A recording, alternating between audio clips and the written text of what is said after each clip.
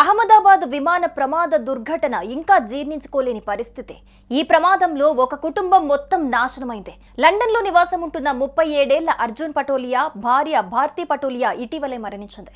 ఆమె చివరి కోరిక తీర్చడానికి ఇండియా వచ్చారు అర్జున్ పటోలియా. కానీ ఆ కోరిక నెరవేర్చగానే పైలోకాల్లో ఉన్న తన భార్య చెంతకు వెళ్లిపోయాడు. తన భార్య చివరి కోరికను తీర్చి అహ్మదాబాద్ నుంచి లండన్ కు తిరుగు ప్రయాణం అవుతూ ఉండగా విమానం కూలిపోయి అర్జున్ పటోలియా మృతి చెందారు. దీంతో వారి 4 ఏళ్ల ఇద్దరు పసిపిల్లలు అనాథలయ్యారు. వారం వ్యవధిలోనే తల్లిదండ్రుల్ని కోల్పోయిన ఈ పిల్లల పరిస్థితి ప్రతి ఒక్కరిని కంటతడి పెట్టిస్తోంది. భారతి పటోలియా క్యాన్సర్తో పోరాడుతూ కొద్ది రోజుల క్రితమే మరణించారు. ఆమె చివరి కోరిక తన అస్థికలను గుజరాత్లోని నదిలో నిమజ్జనం చెయ్యాలని. ఆ కోరికను నెరవేర్చడానికి అర్జున్ భాయ్ లండన్ నుంచి ఇండియా వచ్చారు.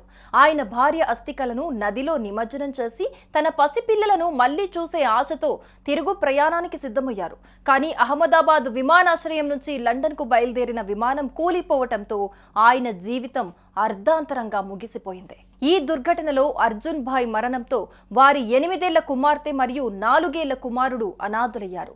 వారం వ్యవధిలోనే తల్లిదండ్రుల్ని కోల్పోయిన ఈ పిల్లలు ఇప్పుడు ఎవరి ఆశ్రయంలో ఉంటారు? ఎవరు వారికి ప్రేమ సంరక్షణిస్తారు?